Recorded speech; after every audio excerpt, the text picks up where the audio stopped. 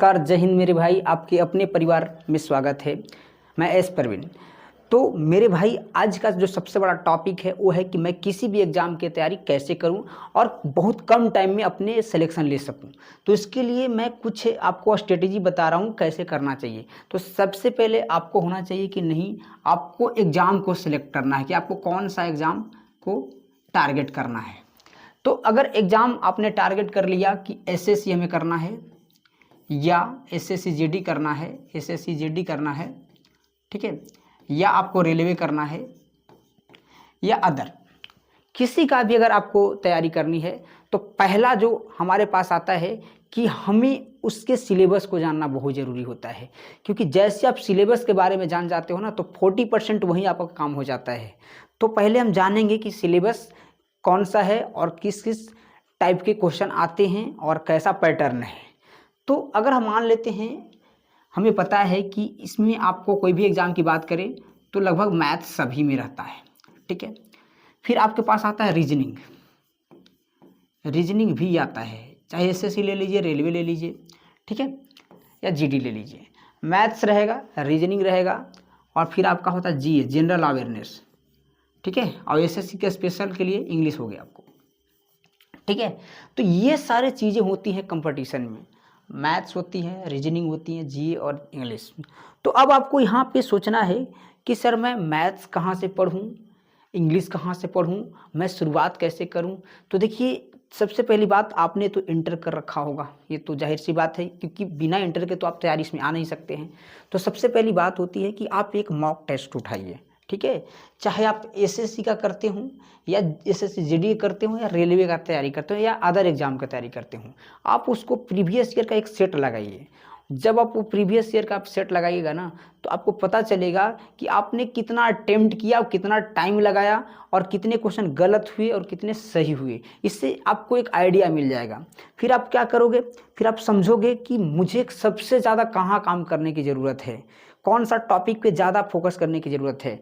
तो वहाँ से एक नया आपके अंदर एक पैटर्न लागू होगा और उस पैटर्न को आप फॉलो करोगे कि मुझे ये सब्जेक्ट पे ज़्यादा फोकस करना चाहिए। तो ये होता है कि आपको सबसे पहले आपको काम क्या करना है, जो बताए वो करना है।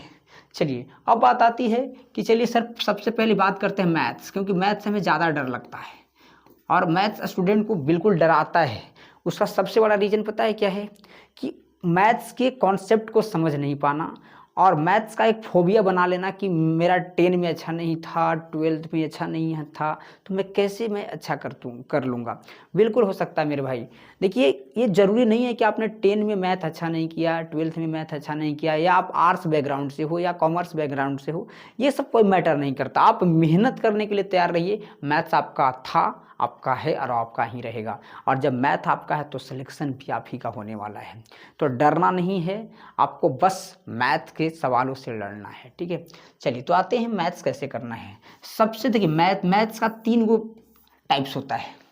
मैथ्स को अच्छा करने के लिए 3 क्राइटेरिया है जो आपको इस पर करना पड़ेगा। सबसे पहले होता है कि आपको बेसिक आना चाहिए। मैथ्स का जो बेसिक पे आपको काम करना पड़ेगा। बेसिक है तभी मैथ आपका अच्छा हो सकता है। दूसरा जो बात होता है, जो सबसे ज़्यादा इम्पोर्टेंट है, कि बेसिक के बाद आपको एक बार बहुत अच्छे से सिलेबस को कवर कर लेना है। अब सिलेबस में दो हो सकते हैं कि सर मैं ऑफलाइन करूं, ठीक है, या ऑनलाइन करूं। तो देखिए, अभी के टाइम में ना बेस्ट है ऑनलाइन। अब ऑनलाइन बेस्ट क्यों है, तो ऑनलाइन बेस्ट इसलिए है कि ऑनलाइन में आपका टाइम का बचत होता है। आप घर बैठे इसकी तैयारी कर सकते हैं और जब मन तब आप पढ़ सकते हैं। अगर आपने किसी भी टीचर का या मेरा या किसी और टीचर का अगर आप रिकॉर्डेड बैच ले लेते हो, तो आपके पास एक ऑप्शन और बन जाता है, आप किसी भी टाइम आप पढ़ सकते हो, ठीक है। तो ये एक प्लस पॉइंट हो जाता है कि ऑनलाइन आपको लिए ज़्यादा सफिशिएंट रहेगा। रीज़न, क्योंकि ये आपको घर बैठे मिल जाता है। इसके लिए आपको क्लासें नहीं जानी पड़ती हैं और कम फी में आपका पूरा मिल जाता है। चलिए, तो यहाँ पे मैं ऑफलाइन को हटा ही देता हूँ, लेकिन किसी को अगर सुविधा है तो वो कर सकते हैं। लेकिन जिनको सुविधा नहीं है, जिन्हें लगता है कि कम टाइम में ज़्यादा पढ़ूँ, सिलेक्शन जल्दी लूँ, तो उनके लिए ऑनलाइन बहुत ज़्यादा बेटर तरीका है। चलिए, तो इसके बाद आता है कि जब सर मैंने बेसिक पढ़ लिया, फिर मैंने सिलेबस को ऑफलाइन या ऑनलाइन किसी भी तरह से कर लिया। तो तीसरा जो स्टेज आता है जो सबसे ज़्यादा इंपॉर्टेंट है कि आप प्रीवियस ईयर क्वेश्चन को आप क्या करें कि यही आपको, अगर आपने प्रीवियस ईयर को, आपको यहाँ पे एक परेशानी आएगी कि कुछ वैसे क्वेश्चन होंगे जो आपसे नहीं बनेंगे, आपको उसका कॉन्सेप्ट क्लियर नहीं होंगे, तो आप क्या करिएगा, तो वैसे क्वेश्चन को आपको एक कॉपी नोट कर लें। क्यों कर लें?